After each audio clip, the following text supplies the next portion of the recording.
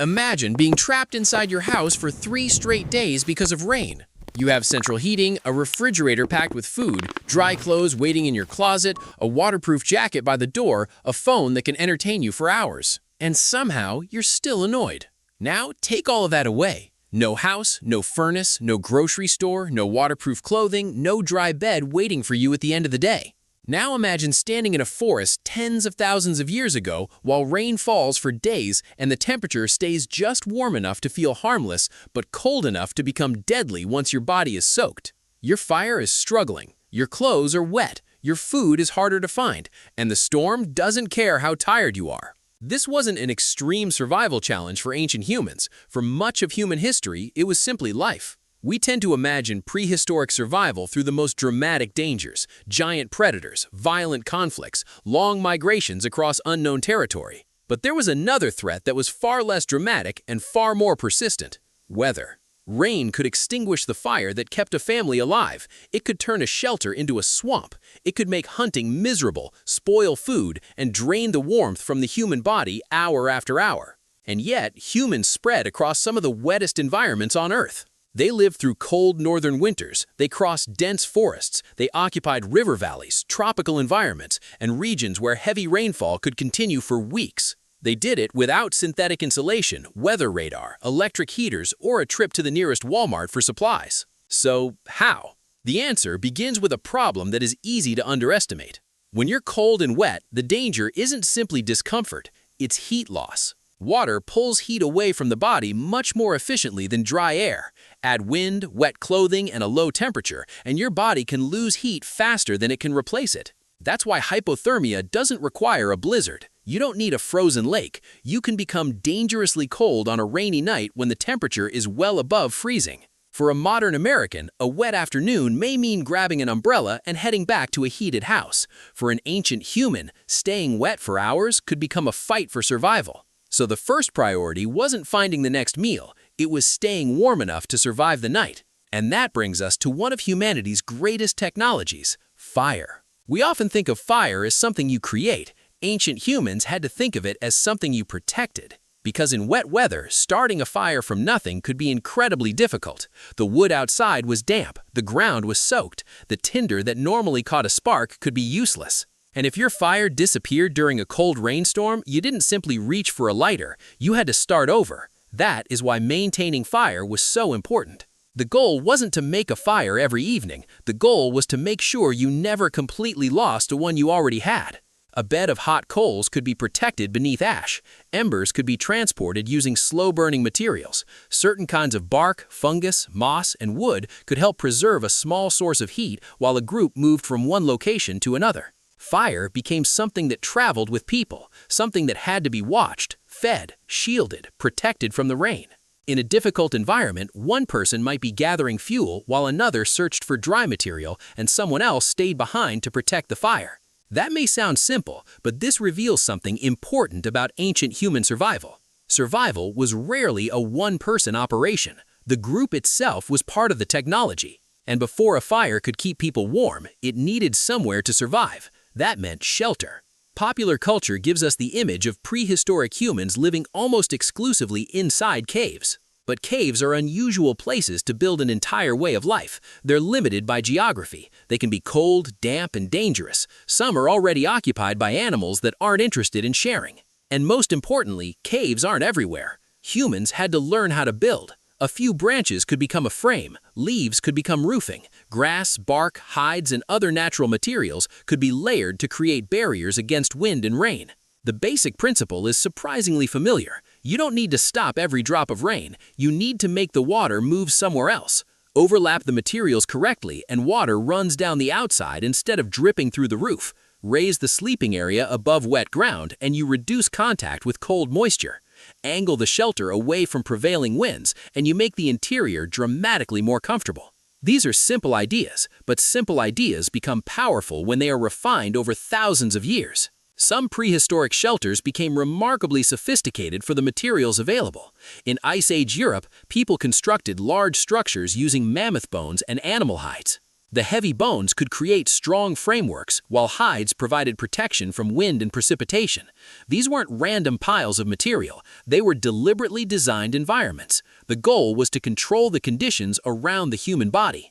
And one material was especially valuable: animal hide. A dead animal wasn't just food. Its skin could become clothing, it could become a wall, it could become a roof, it could become a container for protection from the environment itself. Turning raw hide into something useful required work. The material had to be cleaned, scraped, stretched, dried, and treated. Over time, humans learned that different techniques produced different results. Some treatments made the material softer, others improved durability. Certain fats and oils could increase water resistance. Smoking could change the properties of the hide. Eventually, humans had transformed an animal's skin into a material that could help protect their own. That's a remarkable idea. The animal dies today, the hide takes time to process, and weeks later that same hide might keep someone warm and dry during a storm. That is more than instinct, it is planning. It is solving a problem before the problem arrives. And rain may have been one of the environmental pressures that encouraged humans to become increasingly creative with materials. But building a shelter wasn't enough, you also had to know where to build it. This is where ancient survival becomes much more interesting. Modern Americans have access to weather apps that can tell us when a storm is coming almost down to the minute. Ancient humans had no such luxury. Their weather forecast was the landscape itself, the direction of the wind, the shape of the clouds, the temperature of the air, the behavior of birds, the movement of insects, the smell of approaching rain, the changing sound of distant weather. All of these clues could tell an experienced observer that conditions were about to change. Imagine waking up in the morning and noticing that the wind has shifted. The clouds are building in a particular direction. Animals are behaving differently. The air feels heavier. You don't need a smartphone to understand what's happening. You've seen it before. A storm is coming. That knowledge could change everything. Instead of waiting until the rain arrived, a group could move to higher ground. They could collect dry firewood while it was still available. They could reinforce the shelter. They could gather food. They could prepare the fire. The difference between surviving a storm and suffering through one might have been the decision made several hours before the first raindrop fell. And reading the sky was only half the skill. Ancient humans also had to read the ground. In wet weather, location matters enormously. Water flows downhill. Low areas can collect runoff. A shallow depression that looks comfortable during dry weather can become a cold pool during a storm. A slightly elevated patch of land might remain comparatively dry. A natural rock overhang could save hours of construction. A dense canopy could intercept some rainfall before it ever reached the ground. A slope with better sunlight could dry faster after the storm passed. These details may seem obvious to us now, but imagine learning them without maps, textbooks, or satellite imagery. You learn because someone in your group made a mistake. You remember. The next generation remembers. Eventually, knowledge about the landscape becomes part of the group's survival system. Certain places become known as good campsites. Certain valleys become places to avoid during heavy rain. Certain trees become preferred sources of firewood. Certain rock formations become emergency shelters. Over generations, the landscape itself becomes a map stored inside human memory. And that knowledge could be just as valuable as any physical tool. But what about the human body? Were ancient humans physically better equipped to deal with cold and wet conditions than we are? The answer is complicated. They were not a different species of human. Their bodies followed the same basic biological rules. Cold still caused heat loss. Wet clothing was still uncomfortable. Hypothermia was still dangerous. But their lives exposed them to conditions that most modern people rarely experience. A person living in a climate-controlled home may spend most of their life inside a narrow temperature range. Ancient humans didn't have that luxury. Their bodies constantly encountered changes in temperature. They experienced cold mornings, warm afternoons, rain, wind, snow, heat. Over time, repeated exposure can influence how the human body responds to cold. Some physiological adaptations can develop through regular exposure, while others are influenced by long-term genetic adaptation in populations that have lived in particular climates for generations. But there's an important distinction here. Ancient humans weren't magically tougher. They were practiced. Their bodies and behaviors were shaped by constant demands from their environment. Modern life has removed many of those demands. We can turn up the thermostat. We can put on insulated clothing. We can get into a heated car. We can order dinner from our phones. That doesn't make modern humans inferior. It simply means we no longer need to spend every day practicing survival. But there was another advantage ancient humans had that may have been even more important than individual toughness. They weren't alone. A modern survival story often focuses on the lone individual, one person, one knife, one backpack, one heroic battle against the wilderness. Real prehistoric survival was probably much less glamorous and much more cooperative. When temperatures dropped and rain continued, people could share shelter. They could share warmth. They could share labor. They could protect the fire while others gathered fuel. They could prepare food together. Children could be kept in the warmest part of the shelter. People with greater physical strength could handle demanding tasks. Older members of the group could contribute something equally valuable, their experience. The group wasn't simply a collection of individuals. It functioned as a survival system. If one person knew which wood stayed dry inside a particular tree, that knowledge helped everyone. If another knew where fish gathered after heavy rainfall, the entire group benefited. If an elder knew where a reliable shelter was located, that information could save the group from making a dangerous mistake. Knowledge didn't disappear when the weather changed. It was passed from one generation to the next, through stories, through demonstration, through watching, through doing. A child could learn how to recognize a storm by following an experienced adult. They could learn how to prepare a hide, how to arrange branches, how to protect an ember, how to find dry wood after a downpour. Over time, the accumulated experience of an entire community became one of its greatest survival assets. Losing an experienced person could mean losing knowledge that took decades to acquire. That helps explain why human societies often invested enormous effort in caring for older members. An elder might no longer be the strongest hunter, But they could remember, and in a world without written instructions, memory was infrastructure. Now consider another problem. Rain doesn't make hunger disappear. In fact, prolonged wet weather can make hunger worse. Animals may become harder to track. Trails disappear under mud. Plant foods can become difficult to access. Cooking becomes harder when firewood is wet. And cold weather increases the energy the body needs to stay warm. So a group that entered a long rainy period without preparation could find itself facing two problems at once: less food, more energy required. The solution was flexibility. Ancient humans didn't necessarily depend on a single food source. They adjusted. If hunting became difficult, they could shift toward fishing. If certain plants became inaccessible, they could target other resources. If heavy rainfall changed animal behavior, they could follow the animal's new patterns. Wet environments could also create opportunities. Fish might move into flooded areas. Certain aquatic resources could become easier to reach. Some animals and invertebrates become more active in moist conditions. The people who survived weren't necessarily the ones with the perfect plan. They were the ones capable of changing the plan. And preparation mattered. Food could be stored when abundance allowed it. Meat could be dried or smoked. Nuts and other durable foods could be kept for later. Fish could be preserved. The exact methods varied enormously across cultures and environments, but the principle was the same. Don't assume tomorrow will look like today. If food is plentiful now, prepare for the period when it won't be. That is one of the defining features of human intelligence. We don't just react to the present. We prepare for an imagined future. A rainy season could therefore become something a group anticipated rather than simply endured. They knew it was coming. They gathered supplies. They repaired shelters.